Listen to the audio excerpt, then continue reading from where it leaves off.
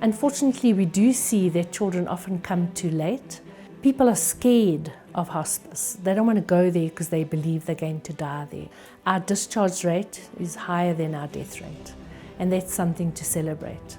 You know, you think you're doing your best by keeping the child in hospital and doing antibiotics and doing drips, but we forget the little things. We forget there's not a mom there to touch or feed the child. Sometimes they stay in hospital for years and they don't know what grass feels like, what sand feels like. So Mikasa came and saw us in 2019, and they then wanted to do a dream room, and then COVID happened and obviously everything stopped. We then heard from Julia and Reach for a Dream again in March. So it's been a journey, and it's been an interesting journey just to see how they get things done. This project was an exciting project because it brought Mikasa, the band, and Huber Studio together, and we sat in a room and we workshopped and brainstormed until we came up with this idea that this room could be an incredible musical symphony, a space which is sensory with a focus on sound. We were never able to grow grass outside because there was that big tree. We actually had no outside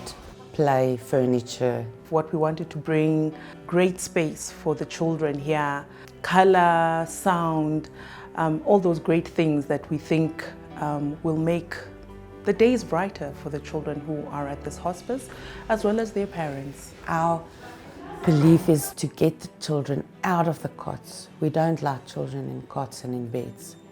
So we focus on getting them out, letting them interact with staff and other children, doing stimulation activities. I'd first like to welcome everyone officially, and I'd like to call up Jay to just come and say a few words, Jay, about, you know, how you're feeling right now around the room, room 1, and we'll do room 2 afterwards with our children who are waiting eagerly.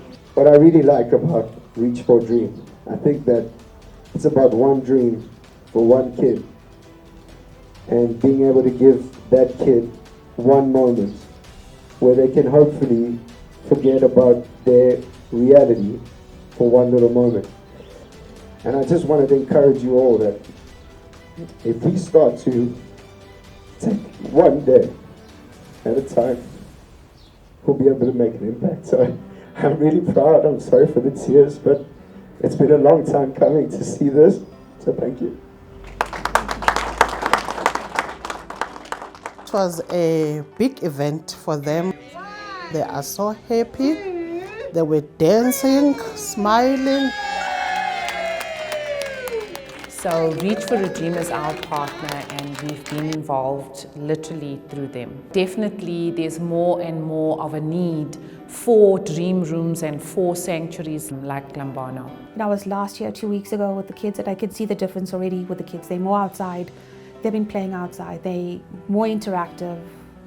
I think it's going to be amazing, not just for the kids here, but for kids that are going to come. The environment is more child-friendly. It's more interactive. They can do more with themselves and with their families as a whole. We've actually got one little one that was here before the renovations, and she absolutely loves it. She was dancing outside today. She was on the little mountain climbing. The 3 girls I found swinging outside the other day, and they were just laughing and having fun and in the sun, you know, which is wonderful. And I think that's what we aim for, no matter how long your life is, because palliative care is about the beginning of your illness to the end, no matter how many years is in between that.